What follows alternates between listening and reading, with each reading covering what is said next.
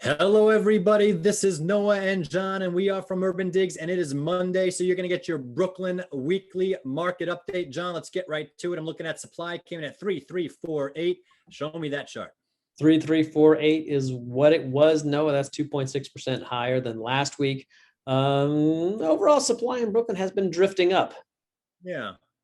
Yeah, it looks like there might be a trend reversal there, but it's too soon, right, John? I think we need to have a couple weeks play out here before we get a confirmation or failure of that. Yeah, it's really Um, so. let's move on to pending sales. Maybe we got some kind of a clue there of what's going on. Pending sales measure of Brooklyn demand came in at 3,556. Let's see the chart on that, Johnny. Yeah, so pending sales 3,556. It is still higher than supply, which is still amazing. It's up 1%. So if you think about what's increasing faster than the other one, is just supply is increasing at a faster clip than pending sales.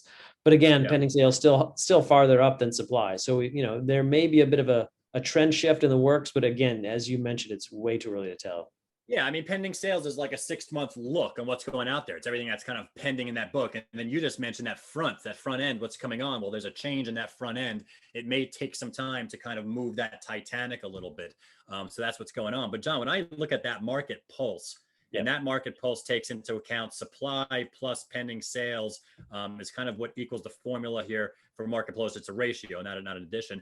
But that, I mean, more things in contract than in supply. It is a seller's market. It is a strong seller's market. And when I look at that market pulse, there's no volatility there. This is just a trend. I mean, we had a little come dips down here. I guess one over here, two over here, maybe a little one over here, but it's just going straight up, John. I mean, I don't see anything that's going to change that anytime soon. Yep, agree. Okay, let's look at the weekly, see if we can see what's coming in around the corner. Brooklyn, 1 week, new listings that came to market, 353. Johnny, show me that chart. That's right, 353. That's, 50% more than last week. You got to throw Memorial Day in there. So it's not really apples to apples comparison. But still, units are coming on at a good clip in Brooklyn. Yeah, exactly. I think we might have a little bit of just a correction right here for that Memorial Day weekend that was lost. Everyone's kind of doubling up here. So let's wait another week to see that. Still interesting to see if it's a new trend. Let's go to demand. In the last week, 220 contracts were signed. That's down, of course, Memorial Day, but let's see the chart. Yeah, down 16% to 220. So again, Memorial Day kind of, makes it not really apples to apples. But look, 220 units in Brooklyn is still a fantastic number. I think anything over 200 is a solid number for Brooklyn. So Brooklyn demand still running hot. I don't think it's as white hot as it was, back in late April, early May. But still, it's demand is still off the charts.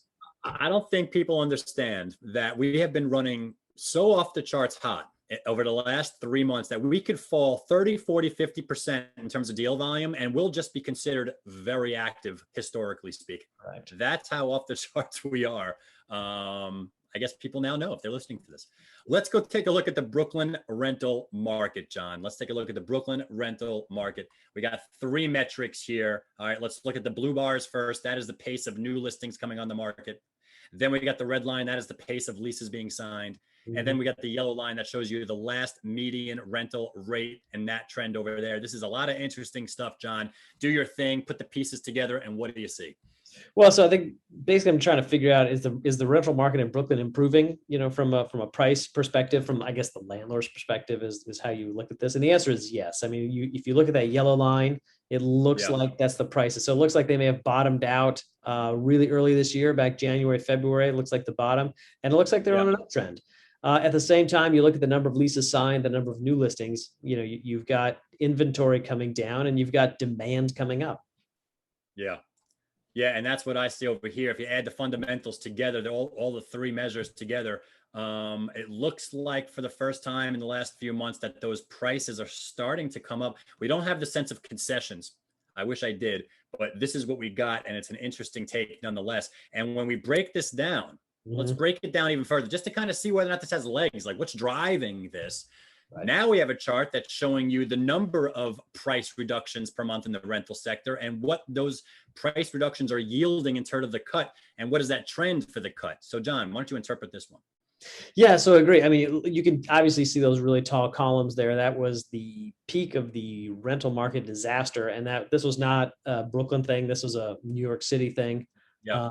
And that was just, we had a ton of inventory coming on and not a lot of people renting units. So you had huge price cuts. At the same time, you had huge supply. I mean, you have to cut the prices to even out the supply.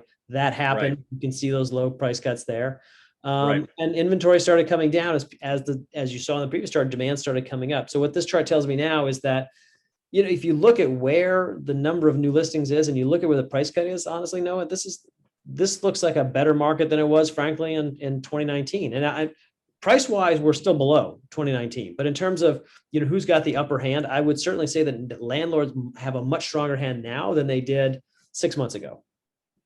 Yeah, that's what this is showing me. And I mean, I'm hearing anecdotally, I'm just looking at this chart. I'm hearing anecdotally about some crazy thing. I'm hearing anecdotally that some tenants are not paying OPs, that they're paying the actual broker's fee in some rare cases. The quote that was given to me on the side was like, it's still an 80-85% OP market, but that's a change.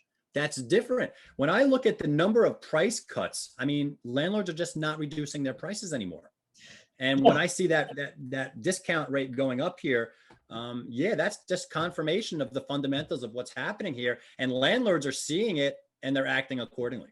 Yeah. So I think it's still a fantastic time to be a renter, but if you're only looking at base price, you're probably missing a lot of the picture, because I think the landlords are not negotiating on the price as much as they are on the concession. So if you're looking for the deal, you got to dig a little bit deeper, and it's not just, you got to turn over as many rocks as you can find. You can't just, open up your browser and they're going to come pouring out these days. Yeah, and if you're an agent in Brooklyn working with a lot of renter clients, not that you don't need us to tell you this, but you will know that renter client needs to understand the environment that they're renting in, and again, that concessions is where you're going to get that deal. So have it in their heads, manage their expectations accordingly, so that they're prepared when they see what's going on out there. Yeah, but very good stuff. High five to everybody that rented something back end of last year and early this year. You did well. Exactly. Yes, you did. Yes, you did. Thank you, John Walker, for pulling up those stacks. I am Noah Rosenblatt. We are both from UrbanDigs. Don't forget, if you got questions, we got answers. Just visit our forum over there. This has been your Brooklyn Weekly Market Update, and we'll catch you next time.